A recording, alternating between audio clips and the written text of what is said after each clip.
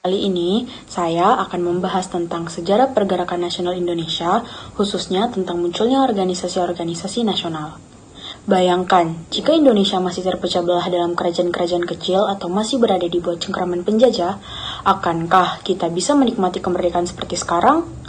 Perjalanan menuju Indonesia merdeka bukanlah sesuatu yang instan, melainkan hasil dari perjuangan panjang para pahlawan dan tokoh pergerakan nasional. Sejarah pergerakan nasional Indonesia adalah kisah tentang kesadaran, persatuan, dan semangat juang yang membara. Dari lahirnya organisasi modern seperti Budi Utomo, Saraket Islam, hingga pergerakan radikal dan nasionalis, semua memiliki satu tujuan, yaitu menghapus penjajahan dan membangun Indonesia yang merdeka. Mari kita telusuri bagaimana pergerakan nasional ini dimulai, siapa saja tokoh penting di baliknya, serta bagaimana perjuangan mereka membawa Indonesia ke gerbang kemerdekaan.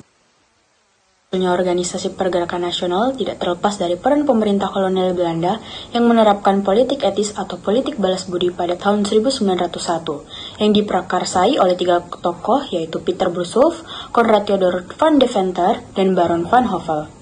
Politik etis memiliki tiga program utama, yaitu edukasi, irigasi, dan transmigrasi. Dari kebijakan ini, pendidikan menjadi faktor utama yang mendorong munculnya kaum terpelajar yang sadar akan pentingnya perjuangan nasional. Faktor pendorong lahirnya pergerakan nasional terbagi menjadi dua, yaitu faktor internal dan faktor eksternal. Faktor internal yang mendorong lahirnya pergerakan nasionalis yaitu kondisi politik dan ekonomi yang parah, munculnya kaum terpelajar, tumbuhnya kenangan akan kejayaan bangsa pada masa lampau. Adapun faktor eksternal yang meliputi timbulnya paham-paham baru di Eropa dan Amerika, kemenangan Jepang atas Rusia dalam perang tahun 1904 sampai 1905, dan kesuksesan pergerakan nasional di negara-negara Asia dan Afrika. Sebelum Indonesia merdeka, banyak organisasi pergerakan nasional yang muncul untuk melawan penjajahan. Mereka punya cara sendiri-sendiri dalam memperjuangkan kemerdekaan. Yuk kita bahas satu persatu. Pertama, periode awal munculnya organisasi yang bersifat kedaerahan. Pada awalnya, organisasi yang muncul lebih fokus pada daerah masing-masing. Contohnya yang pertama adalah Budi Utomo yang didirikan pada tahun 1908. Nah, organisasi ini didirikan oleh Dr. Sutomo dan kawan-kawannya. Tujuannya untuk apa? Untuk meningkatkan pendidikan dan kebudayaan rakyat Indonesia. Bisa dibilang, ini adalah tonggak awal gerakan nasional di Indonesia. Adalah Sarekat Islam yang didirikan pada tahun 1912, yang dibentuk oleh H. Samanhudi. Nah, awalnya untuk membantu para pedagang batik melawan dominasi pedagang asing. Namun, di bawah kepemimpinan HOS Cokroaminoto, Sarekat Islam berkembang menjadi organisasi yang lebih besar dan berperan dalam pergerakan nasional. Prode nasional atau pergerakan yang lebih luas dan bersatu. Seiring berjalannya waktu, perjuangan semakin berkembang. Organisasi mulai berpikir lebih luas, bukan hanya untuk satu daerah saja, tapi untuk seluruh Indonesia. Yang pertama adalah Indies Partiz yang didirikan pada tahun 1912. Organisasi ini didirikan oleh tiga tokoh hebat yaitu Dowes Dekker, Ki Hajar Dewantara, dan Cipto Mangunkusumo. Tujuannya adalah untuk mempersatukan seluruh rakyat Hindia Belanda dalam melawan penjajahan.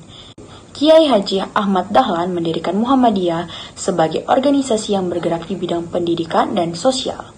Tujuannya adalah membangun sistem pendidikan Islam yang lebih modern. Setelah munculnya organisasi besar, anak-anak muda juga mulai ikut berjuang. Ini ditandai dengan munculnya berbagai organisasi pemuda seperti Jong Sumatranen, Jong Ambon, Jong Celebes atau Sulawesi, dan Jong Minahasa. Pertama adalah Kongres Pemuda I pada tahun 1926, yang dimana diadakan di Yogyakarta pada 30 April hingga 2 Mei 1926. Ini adalah langkah awal untuk menyatukan pemuda dari berbagai daerah. Lalu Kongres Pemuda kedua pada tahun 1928. Ini yang paling bersejarah. Kongres ini diadakan di Batavia atau sekarang adalah Jakarta pada 26 hingga 28 Oktober 1928. Hasilnya sangat penting karena melahirkan yang pertama ada lagu Indonesia Raya ciptaan W. Rudolf Supratman yang kemudian menjadi lagu kebangsaan Indonesia. yaitu yang kedua, Sumpah Pemuda yang menegaskan bahwa pemuda Indonesia bersatu dalam satu tanah air, satu bangsa, dan satu bahasa, yaitu Indonesia. Jadi teman-teman, kesimpulannya, Pergerakan Nasional Indonesia dimulai dari organisasi kecil yang bersifat kedaerahan, lalu berkembang menjadi gerakan yang lebih luas dan bersatu. Puncaknya adalah saat para pemuda bersatu dalam Sumpah Pemuda yang menjadi semangat utama menuju kemerdekaan Indonesia. Perjuangan para pendahulu kita itu luar biasa sekali. Mereka tidak menyerah, terus berjuang dengan berbagai cara sampai akhirnya kita bisa menikmati kemerdekaan seperti sekarang. Persatuan itu kunci. Kalau dulu para pemuda bisa bersatu demi Indonesia, kita yang hidup di zaman sekarang juga harus tetap kompak, saling mendukung, dan menjaga semangat kebangsaan. Karena perjuangan tidak berhenti di sini. Kita masih punya tanggung jawab untuk membangun bangsa ini lebih baik lagi.